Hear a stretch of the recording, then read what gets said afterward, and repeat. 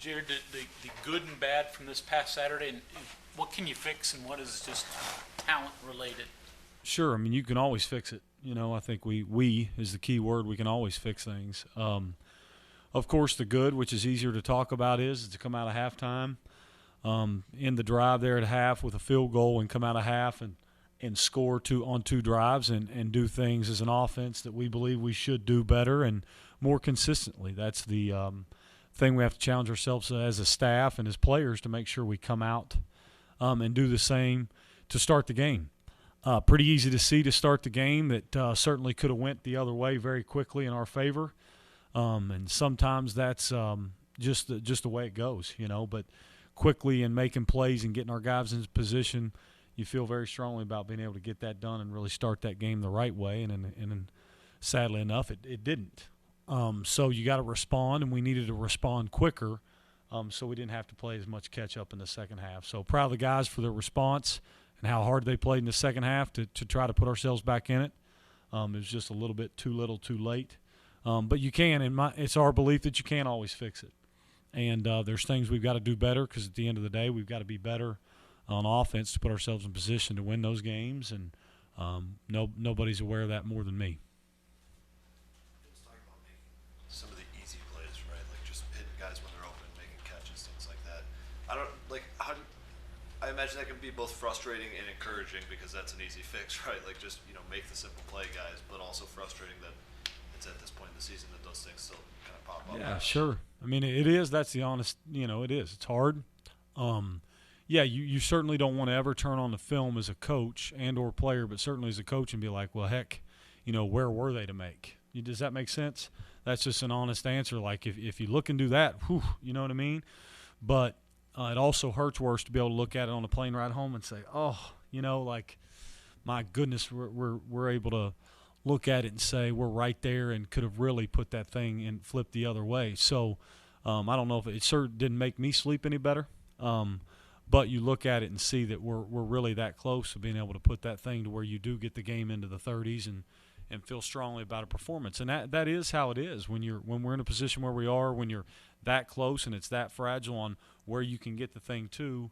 Unfortunately, that you never look at 12 plays. It's 4 or 5, and in that game, those critical plays sometimes happen earlier, sometimes than later, and they were critical.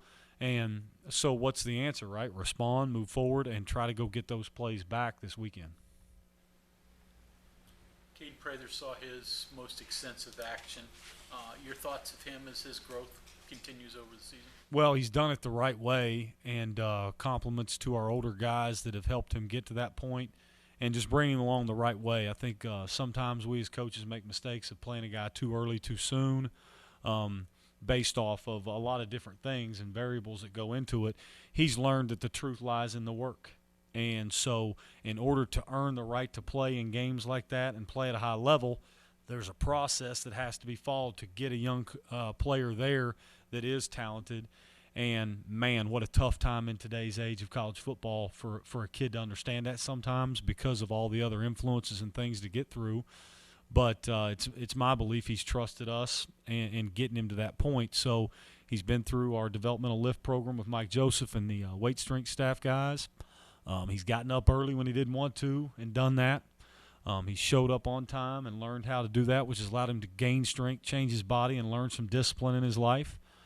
He's trusted the course. He's learned how to practice really hard. He's understood why I've had a foot up his, all the time, and why being great matters all the time.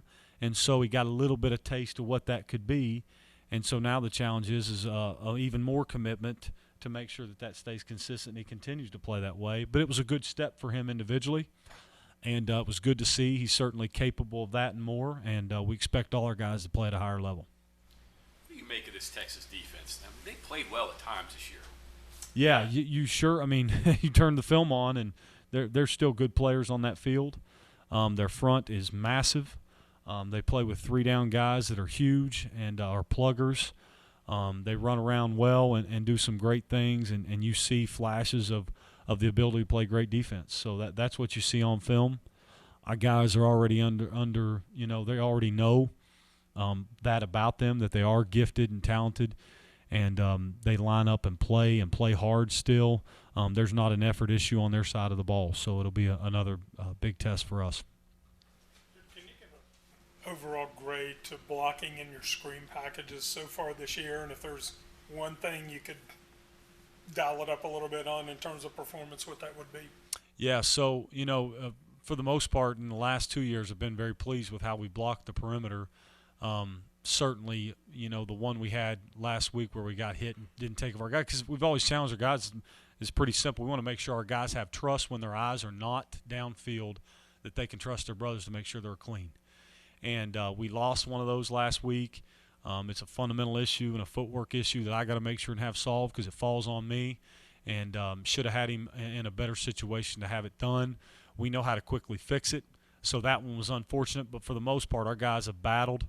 You turn the film on, I tell my guys I want my dad to be able to watch a film who doesn't know much about football and to be able to turn it on with no volume and say, man, these guys play their ass off, And there's been, for the most part, we've done that, but there's been a couple where we haven't. And I've challenged the guys, we've challenged the guys to make sure when we turn that thing on, it better look like we're going to go dig people out and do it with purpose. And we've got to make sure that that's all the time and not just 95% of the time. So it's never going to be good enough in my eyes, but, we're closer.